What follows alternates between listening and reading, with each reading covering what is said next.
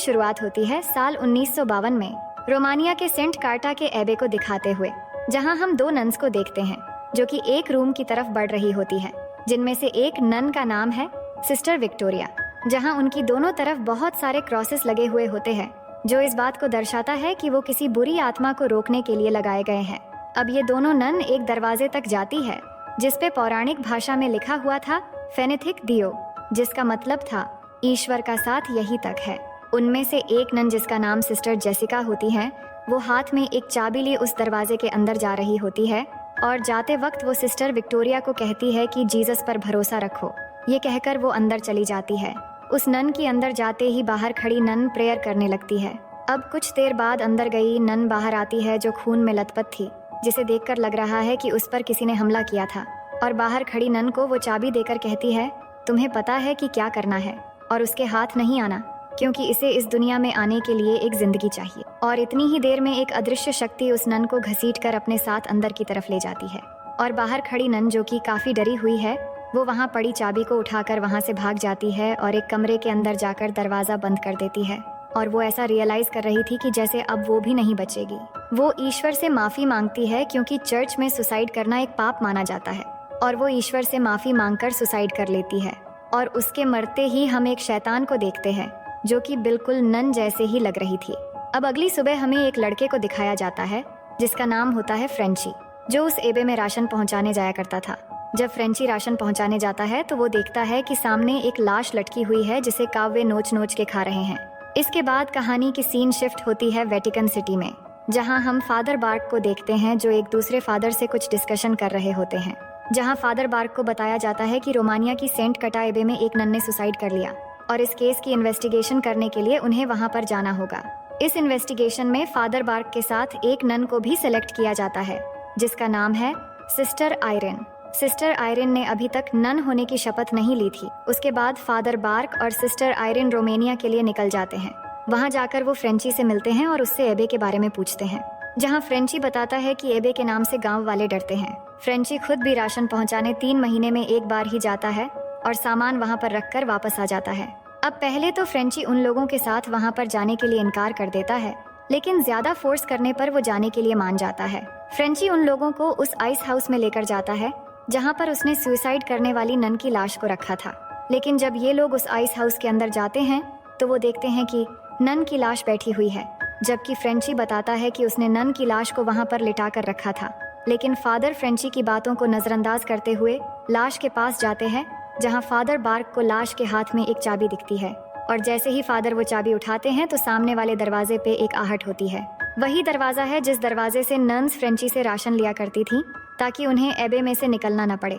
इसके बाद फादर उस नन की लाश को सम्मान के साथ दफना देते हैं, लेकिन तभी पास की कब्र पे लगी घंटी बजने लगती है, जिसको देख के सिस्टर आयरन उस घंटी की तरफ जाने लगती है। तभी फादर बताते हैं कि ये घंटी पहली महामारी के दौरान कब्र पे इसलिए लटकाया जाता था कि अगर कोई मरा नहीं है और उसे दफना दिया गया है तो वो ये घंटी बजा के बता सके कि वो मरा नहीं बल्कि जिंदा है। उसके बाद फ्रेंची फादर और सिस्टर आयरन को लेकर एबे के मेन गेट पर जाता है, जहां उसे उस नन की लाश मिली थी। इसके बाद फादर जब ऊपर देख ही रहे थे तो उन्हें खिड़की में एक नन नजर आती है, और जब ये लोग एबे के अंदर जाने के लिए आगे बढ़ रहे होते हैं तभी उन्हें सीढ़ियों पे पड़ा खून दिखाई देता है जो अभी भी फ्रेश होता है, जबकि वो नन यानी कि सिस्टर विक्टोरिया 2 हफ्ते पहले मर चुकी थी। ये देखकर फादर और आयरन हैरान हो जाते हैं। इसके बाद ये तीनों एबे के अंदर पहुंच जाते हैं, जहां पर उन्हें मदर सुपीरियर मिलती है जिसका चेहरा ढका हुआ था और उसकी आवाज भी काफी भयानक थी। वो नन फादर बार्क और आयरन को वहां से जाने के लिए कहती है, लेकिन फादर कहते हैं कि अगर वो लोग अभी यहाँ से चले गए तो वेटिकन वाले और लोगों को इन्वेस्टिगेट करने के लिए भेजेगा, क्योंकि अब शाम हो गई थी और अब नन्स की प्रेयर का समय था और इस समय एबे के दरवाजे बंद हो जाते हैं। इसलिए मदर सुपीरियर फादर से कहती है कि एबे की पास वाली जगह पर एक दूसरी जगह है, वो वहाँ पर रुके और कल सुबह आए। इसके बाद फादर फ्रेंची को वहाँ से जाने के लिए कहते हैं और साथ में उसे ये भी कहते हैं कि तुम कुछ दिन बाद यहाँ पर जरूर आना, तब तक हम अपने इन्वेस्टिगेशन पूरी कर लेंगे। अब फ्रेंची जब वापस लौट रहा होता है तो उसे कब्रिस्तान में एक नन का साया नजर आता है, लेकिन जब फ्रेंची उसके पीछे जा रहा होता है तभी एकदम से एक डरावनी नन उस पे हमला कर देती है, लेकिन वो किसी तरह उस नन से अपनी जान बचाकर वहाँ से भाग जाता है। दूसरी तरफ हमें फादर और आयरन को दिखाया जाता है जो रात के डिनर पर किसी बात पर डिस्कशन कर रहे होते हैं। तभी सिस्टर आयरन फादर को बताती हैं कि उसे बचपन में कुछ अजीब अजीब सी विजन आते थे, पर हर विजन के बाद उसे यही ख्याल आता है कि मदर मैरी उसको रास्ता दिखाएंगी। वो बताती है कि बचपन में उसकी मदद वेटिकन ने की थी और यही वजह है कि अब उसे यहाँ पर भेजा गया है। इसी बात पर फादर भी सिस्टर आयरन को 20 साल पहले फ्रांस में हुई एक घटना के बारे में बताते हैं। वो बताते हैं कि वो डेनियल नाम के एक छोटे बच्चे का एग्जॉर्सिज्म कर रहे थे, जिसके दौरान डेनियल काफी ज्यादा घायल हो गया था और कुछ दिनों बाद उसकी मौत हो गई। इस बात ने फादर को अंदर तक तोड़ दिया था और उन्हें लगने लगा था कि उसकी मौत के जिम्मेदार वही है। अब रात को ग्रामोफोन अचानक चलने लगता है, जिसकी आवाज से फादर नींद से जाग जाते हैं। उसके बाद जब फादर चेक करने जाते हैं, तभी उन्हें वहाँ एक बच्चा भागता हुआ नजर आता है, जो उन्हें एबे के पीछे वाले कब्रिस्तान तक ले जाता है। अब यहाँ फादर को पता चलता है कि वो आत्मा डेनियल की थी, जो अब शैतान हो चुकी है। लेकिन तभी डेनियल के मुंह से एक सांप निकलता है, जो फादर पे हमला कर देता है, जिसके वजह से फादर वहीं पर रखे हुए एक खाली कॉफिन के अंदर गिर जाते हैं और वो कॉफिन बंद हो जाता है, जिससे फादर वहीं जिंदा दफन हो जाते हैं और वो अपने मदद के लिए वहाँ लगी घंटी बजाने लगते हैं। तभी सिस्टर आयरन की हवा के झोंके की वजह से नींद खुल जाती है और उसे कहीं से प्रेयर्स की आवाजें सुनाई दे रही थीं। और वो जब उस आवाज का पीछा करते हुए चर्च तक पहुंचती है, जहां उसे बहुत सारी नन्स प्रेयर करती हुई दिखाई देती है। लेकिन वो जब चर्च के क्रॉस के बिल्कुल सामने होती है तो वो देखती है कि चर्च के क्रॉस के पीछे से एक साया उसकी ओर आ रही है और धीरे धीरे वो साया पास में रही एक शीशे तक आ पहुंचती है और अपने भयानक रूप को जाहिर करके आयरन को पीछे से हमला कर देती है, जिससे शीशा टूट जाता है और वहाँ खड़े क्रॉस टूट के गिर जाता है, जिससे आयरन डर के वहाँ से भागते हुए बाहर की कब्रिस्तान तक पहुँच जाती है, जहाँ उसे घंटी बजने और फादर के चिल्लाने की आवाज सुनाई देती है। तभी वहाँ के कब्र पे लगी सारी घंटियां बजने लगते हैं, जिसके आवाज से आयरन को इल्यूशन होने लगता है। तभी सिस्टर आयरन अपने आप को काबू कर लेती है, जिससे उसे पता चल जाता है कि फादर किस कब्र में दफन है। उसके बाद वो जल्दी से फादर को कब्र से बाहर निकालने के लिए खोदना शुरू कर देती है, लेकिन इससे पहले कि वो फादर को बाहर निकाल पाती, कब्र के अंदर फादर पे एक शैतान अटैक कर देता है। पर वो शैतान फादर को घायल कर पाता उससे पहले सिस्टर आयरन फादर को बाहर निकाल लेती है, जिसके बाद फादर को उस कब्र में कुछ किताबें दिखाई देती हैं, जिनको वो अपने साथ ले जाते हैं। अब अगले दिन वो दोनों एबे में जाते हैं और वहाँ की मदर सुपीरियर को आवाज लगाते हैं, लेकिन आगे से कोई जवाब नहीं मिलता और तभी अंदर का दरवाजा अपने आप खुल जाता है।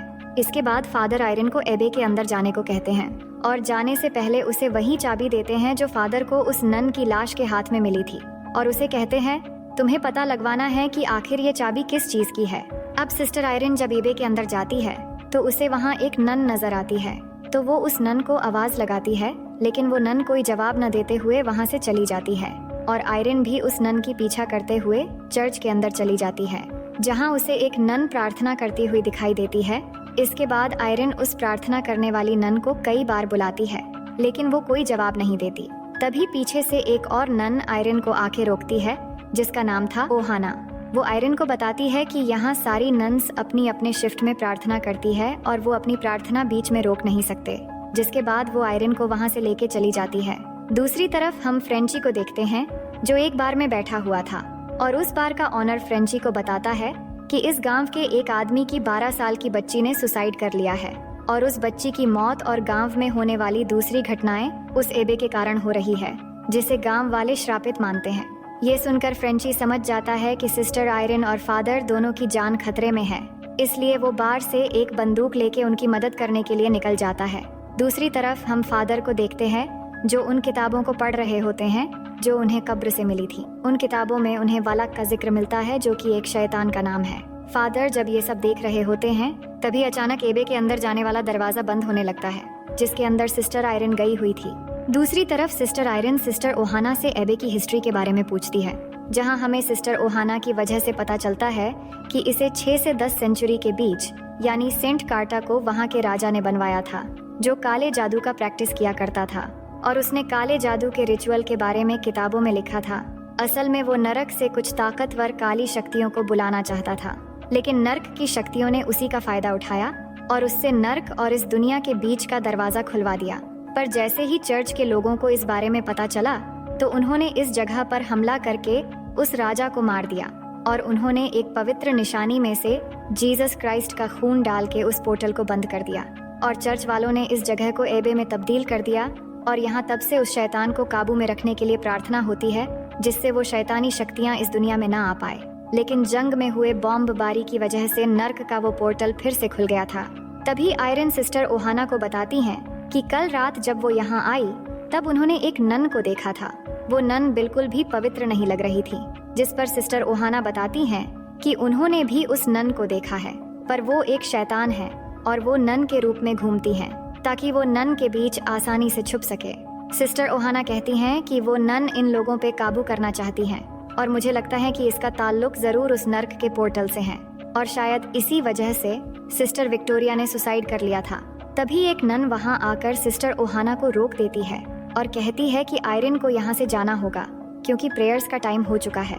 लेकिन सिस्टर ओहाना उसे बताती है कि अब रात हो गई है और सारे दरवाजे भी बंद हो चुके हैं, तो आज रात सिस्टर आयरन को यहीं पर रहना होगा। और जब सिस्टर ओहाना सिस्टर आयरन को एक रूम तक छोड़ के प्रार्थना के लिए जाने वाली होती है तो सिस्टर आयरन उससे उस चाबी के बारे में पूछती है, लेकिन वो कहती है कि उसे नहीं मालूम और ये कहकर सिस्टर ओहाना वहाँ से चली जाती है। दूसरी तरफ फादर उस एबे के नक्शे के जरिए अंदर जाने की दूसरा रास्ता ढूंढ रहे होते हैं और वो नक्शा देखते ही देखते फादर को एबे के नक्शे में वो नर्क का पोर्टल मिल जाता है। मगर इसी दौरान उन्हें मदर सुपीरियर की आवाज सुनाई देती है, जिसके बाद वो मदर सुपीरियर के पास पहुंचकर बताते हैं कि इस एबे में कुछ न कुछ बहुत बुरा हो रहा है और साथ ही फादर बार्क मदर सुपीरियर से उस चाबी के बारे में पूछते हैं जो सिस्टर विक्टोरिया की लाश से मिला था, जिसपे मदर सुपीरियर कहती हैं कि अब बहुत देर हो चुकी है और आयरन अब नहीं लौटेगी। ये कहते ही मदर सुपीरियर की गर्दन टूट जाती है। ये देख के फादर को कुछ ठीक नहीं लगता और वो जैसे ही मदर की शक्ल देखने के लिए स्कार्फ हटाने लगते हैं तो तभी मदर सुपीरियर अचानक उन पर हमला कर देती है और वहाँ से गायब हो जाती है। दरअसल ये कोई मदर सुपीरियर नहीं थी बल्कि एक शैतानी आत्मा थी।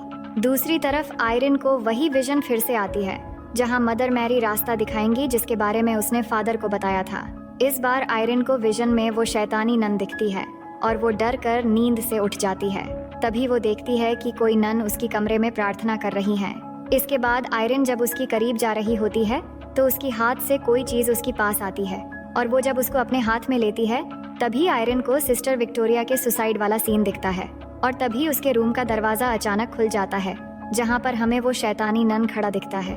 लेकिन आयरन की बाहर देखने से पहले ही वो गायब हो जाती है। तभी बाहर की तरफ से सिस्टर ओहाना की आवाज आती है जिसका पीछा करते हुए आयरन बाहर चली जाती है और चलते चलते वो उस दरवाजे तक पहुंच जाती है जहां पर फेनेटिक डियो लिखा था। इतने में ही वो दरवाजा अपने आप खुल जाता है जिसके पीछे वही शैतानी नन खड़ी थी जो आयरन को अपनी शैतानी ताकत से उस दरवाजे की तरफ खींचने लगती है और इसी दौरान उसकी पॉकेट से वो चाबी गिर जाती है। वो चाबी उस दरवाजे की ओर जाने लगती है, लेकिन उससे पहले आयरन उस चाबी को पकड़ लेती है और दरवाजे पर जा गिरती है। लेकिन तभी वो शैतान फिर से आयरन पर हमला कर देती है, लेकिन वो किसी तरह अपनी जान बचाकर वहाँ से भाग जाती है और रास्ते में वो दूसरी सिस्टर उसे पकड़कर बचा लेती है और बताती है कि अब सिर्फ प्रार्थना से ही उस शैतान नन से बचा जा सकता है। उसके बाद जब सिस्टर आयरन प्रार्थना हॉल पहुँचती है तो वो देखती है कि वहाँ एक नन उस समय प्रार्थना कर रही है और उसके पास में ही एक लाश पड़ी हुई है। लेकिन आयरन जब उस लाश को चेक करने के लिए उसके ऊपर से कपड़ा हटाती है तो उसे पता चलता है कि ये तो सिस्टर ओहाना की लाश है।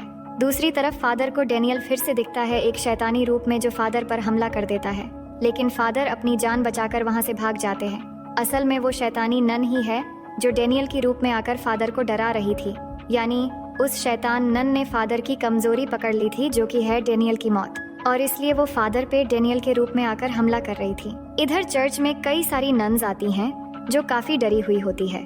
उनमें से एक नन आयरन को कहती है कि वो भी उनके साथ मिलकर प्रार्थना करे और चाहे कुछ भी दिखाई या सुनाई दे, अपनी नजर सिर्फ गॉड पर रखना और प्रार्थना करते रहना। तभी मदर मैरी की आंखों से खून आने लगता है और शैतान सभी नन्स के ऊपर हमला करके उन्हें प्रार्थना करने से रोक देता है, लेकिन सिस्टर आयरन अपनी प्रार्थना को कंटिन्यू रखती है। दूसरी तरफ फादर फिर से भागकर उस आइस हाउस में आते हैं जहां उन पर एक शैतान फिर से हमला कर देती है, लेकिन फ्रेंची सही समय पर वहां आके उन्हें बचा लेता है। वहीं हम सिस्टर आयरन को देखते हैं जो अपनी प्रार्थना कंटिन्यू कर रही होती है और तभी वो शैतान प्रार्थना कर रही आयरन पे हमला करके उसके पिठ पर एक निशान बना देता है जो कि एक शैतानी ताकत का निशान है। तभी वहाँ पर फादर और फ्रेंची भी आ जाते हैं और आयरन चर्च का दरवाजा खोल देती है और वो अंदर आ जाते हैं और आयरन से पूछते हैं यहाँ क्या हो रहा है। तो वो उन्हें बताती है कि वो बाकी नन्स के साथ मिलकर प्रार्थना कर रही थी। लेकिन जब वो देखते हैं तो वहाँ पर कोई भी नन नहीं थी, बस वो लाश वहाँ पड़ी थी। इसका मतलब सिस्टर आयरन एक विजन देख रही थी। इसके बाद जब आयरन उस लाश के ऊपर से कपड़ा हटाती है तो उसे पता चलता है कि उस नन की मौत बहुत पहले ही हो चुकी थी और अब यहाँ कोई भी नन जिंदा नहीं है। अब इस एबे पे सिर्फ शैतान का राज है। तभी वो लाश आयरन पर हमला कर देती है, लेकिन फादर सामने आ जाते हैं जिससे वो बच जाती है। लेकिन इसी दौरान फादर जख्मी हो जाते हैं और तभी फ्रेंची उसको पकड़ लेता है और फादर आयरन से कहते हैं उनके बैग से पवित्र पानी को क्रॉस पर छिड़क कर उन्हें देने के लिए। उसके बाद फादर उस शैतान को क्रॉस की मदद से जला देते हैं, लेकिन आग लगने के बावजूद भी वो फादर पर हमला करने के लिए आगे बढ़ने लगती है। तभी फ्रेंची उसे गोली मार देता है जिससे वो मारी जाती है। इसके बाद फ्रेंची ये देखकर उन लोगों से कहता है कि बेहतर होगा अब हमें यहाँ से निकल जाना चाहिए क्योंकि शैतान अब बाहर आ चुका है। लेकिन आयरन मना कर देती है कि वो यहाँ से अभी नहीं जाएंगे। सिस्टर आयरन बताती है कि उस शैतान इस दुनिया में आने के लिए उसे एक जिंदा इंसान की शरीर चाहिए जो हम उसे नहीं देंगे। और फादर कहते हैं कि शायद सिस्टर विक्टोरिया ही इस एबे का आखिरी नन बची थी। तभी सिस्टर आयरन बताती है कि सिस्टर विक्टोरिया ने सुसाइड नहीं किया था, बल्कि उसने खुद को सैक्रिफाइस कर दिया था क्योंकि सिस्टर विक्टोरिया अपनी शरीर उस शैतान को नहीं देना चाहती थी और उस शैतान को रोकने के लिए उस पोर्टल को बंद करना होगा और उसे बंद करने के लिए उन्हें जीसस क्राइस्ट के ब्लड की निशानी ढूंढनी होगी। और वो कहती है कि मदर सुपीरियर की लाश तहखाने में जाने वाली रास्ते में मिली थी, शायद वो निशानी वहीं पर होगी और वो उस जगह जाने का रास्ता भी जानती है। लेकिन सिस्टर आयरन ने अभी तक अपनी शपथ नहीं ली थी, इसलिए वो इस काम को करने से पहले नन की शपथ लेना चाहती है क्योंकि आयरन को लगता है कि उनके आने वाले विजन गॉड का एक गिफ्ट है, यानी वो अपनी सारी जिंदगी अब गॉड के नाम करने जाने वाली थी। इस बात पर फादर काफी सेटिस्फाइड हो जाते हैं, इसलिए फादर उसे नन की शपथ दिलवाते हैं और अब वो एक नन बन जाती हैं। अब ये तीनों तहखाने में जाते हैं जहाँ मदर मैरी की मूर्ति थी, जहाँ पर उनका एक हाथ एक दरवाजे की तरफ इशारा कर रहा था, जिस पे फादर आयरन से कहते हैं कि यही आपका विजन है कि मदर मैरी रास्ता दिखाएंगी। इसके बाद आयरन उस चाबी से वो दरवाजा खोल देती है जहाँ पर उन्हें वही पवित्र निशानी मिल जाती है जिसमें जीसस क्राइस्ट का ब्लड था और फादर उस निशानी को आयरन के गले में पहना देते हैं। उसके बाद ये लोग उसी फेनेटिक दियो वाले दरवाजे के अंदर चले जाते हैं और उस पोर्टल को ढूंढने के लिए तीनों अलग अलग डायरेक्शन में चले जाते हैं। इधर फ्रेंची जब जा ही रहा होता है तो उसे दरवाजा खोलने की आवाज आती है, लेकिन वो जैसे ही देखने जाता है तो वो शैतान उसे डराकर वहाँ से भगा देता है। दूसरी तरफ हम सिस्टर आयरन को देखते हैं। जब वो एक रास्ते पर जा रही होती है तभी उसके पीछे हम एक नन को चलती हुई देखते हैं और आयरन जैसे ही मुड़ के पीछे देखती हैं तो उस पे एक दूसरी नन हमला कर देती है जिसका चेहरा गायब होता है, लेकिन आयरन किसी तरह वहाँ से भाग जाती है। तब उसे वहाँ पर एक दरवाजा नजर आती है और वो एक कैंडल लेकर उसके अंदर चली जाती है। अंदर जाने के बाद अचानक वहाँ पर एक कैंडल जलता है, जिसके बाद आयरन जब उस कैंडल के पास जाती है तभी वहाँ पर एक एक करके कैंडल्स जलने लगते हैं, जिसके बाद वहाँ पर उसे वही स्टार वाला निशान नजर आता है जो शैतान ने उसकी बॉडी पर बनाया था। ये देखकर आयरन डर जाती है और जब वो वहाँ से भागने की कोशिश करती है तो वो देखती है कि वहाँ कई सारी नन्स खड़ी है जिनके चेहरे ढके हुए थे और तभी सारे दरवाजे भी बंद हो जाते हैं। तभी फ्रेंची को आयरन की चीखों की आवाज सुनाई देती है और वो उसे बचाने के लिए उसी दरवाजे तक आता है। दूसरी तरफ फादर को भी शैतान नन्स दिखती है, लेकिन फादर आग का क्रॉस बनाकर अपनी जान बचा के वहाँ से भाग जाते हैं। इधर फ्रेंची जब उस दरवाजे के अंदर जाता है तो उसे वहाँ पर बहुत सारी शैतान नन्स नजर आते हैं, लेकिन फ्रेंची बिना डरे उनके बीच से होते हुए आगे बढ़ने लगता है, मगर तभी वो सारी नन्स वहाँ से जाने लगते हैं और वो देखता है कि सिस्टर आयरन उस निशान के बीच में अजीब पोजीशन में खड़ी होती है। दरअसल शैतान ने आयरन को अपने वश में कर लिया था। उसके बाद फ्रेंची जब आयरन के पास जाता है तो वो जोर से चिल्लाती है जिससे फ्रेंची हवा में लटक जाता है और वो फ्रेंची से कहती है कि उसने सबको अपनी जिंदगी में निराश किया है। ये कहकर आयरन फ्रेंची पर गन तान देती है। तभी फ्रेंची जीसस क्राइस्ट का ब्लड आयरन के चेहरे पे लगा देता है, जिससे वो शैतान आयरन के शरीर से निकल जाती है। लेकिन वो शैतान नन दोबारा से फ्रेंची पर हमला कर देती है और आयरन जब फ्रेंची की जान बचाने के लिए उसकी तरफ जाती है तो वो शैतान आयरन को दूर फेंक देती है जहाँ पे पानी भरा हुआ था। तभी फादर भी वहाँ पहुँच जाते हैं, जहाँ फिर से वो शैतान डेनियल के रूप में एक बार फिर से फादर पर हमला कर देता है, जिसके मुंह से एक सांप निकलता है जो फादर की गला घोंटने की कोशिश करता है, लेकिन फादर उससे बच जाते हैं, मगर वो सांप फादर की आंख पर हमला कर देता है, जिससे उनका आंख इंजर्ड हो जाता है। दूसरी तरफ सिस्टर आयरन जब पानी से बाहर आने लगती है तो उसे पता चलता है कि वो पाक निशानी यानी कि जीसस क्राइस्ट की ब्लड उसकी गले से निकलकर पानी में गिर गई है। लेकिन वो जब उसे लेने की कोशिश करती है तो उसे महसूस होती है कि वो शैतान नन पानी से बाहर आ रही है। इसके बाद अचानक वो शैतान नन पानी से बाहर निकलकर सिस्टर आयरन पर हमला कर देती है और उसे पानी में डुबो कर मारने की कोशिश करती है। तभी फादर सिस्टर को बचाने की काफी कोशिश करते हैं, लेकिन वो शैतान नन उन्हें दूर हवा में फेंक देती है, जिससे वो बेहोश हो जाते हैं। और तभी सिस्टर उस पाक निशानी को पानी में से अपनी तरफ खींचकर अपने मुंह में भर लेती है। लेकिन तभी आयरन की सांस टूटने वाली थी, इसीलिए वो अपनी हाथ पानी से बाहर निकालती है। तभी उस शैतान नन की नजर उस पवित्र निशानी पर पड़ती है और वो उसे ले लेती है और आयरन को ऊपर उठा देती है। लेकिन जब वो शैतान उस निशानी को देखती है तो वो खाली होती है। उसके बाद जब वो शैतान सिस्टर को मारने वाली होती है, तभी सिस्टर अपने मुंह में भरा हुआ ब्लड शैतान की मुंह पर थूक देती है, जिससे शैतान नन का वजूद खत्म होने लगती है और उस ब्लड की कुछ बूंदें पानी में भी गिर जाते हैं, जिससे वो पानी पवित्र हो जाती है, जिससे वो पोर्टल भी खुल जाती है और वो शैतान नन उस एबे को छोड़कर उस पोर्टल से वापस नर्क में चली जाती हैं और हेल का वो पोर्टल फिर से बंद हो जाता है। दूसरी तरफ हम ये देखते हैं कि फ्रेंची ने भी सिस्टर आयरन को पानी से बाहर निकल लिया था, जिससे उसकी जान बच जाती है। अब अगली सुबह को दिखाया जाता है जब वो तीनों उस एबे को छोड़कर जाने लगते हैं और जाने से पहले सिस्टर आयरन वहाँ पर लास्ट टाइम प्रार्थना करती हैं और वो फ्रेंची से कहती हैं कि अब ये जगह पूरी तरीके से पवित्र हो चुकी है। अब फ्रेंची उन लोगों को छोड़ने के लिए जाता है, तभी हम फ्रेंची की गर्दन पर उल्टा क्रॉस का निशान बना हुआ देखते हैं, जिससे हमें ये पता चलता है कि उस शैतान ने अपना कुछ अंश फ्रेंची के अंदर छोड़ दिया है। और इसी के साथ ये कहानी यहीं पर खत्म हो जाती है।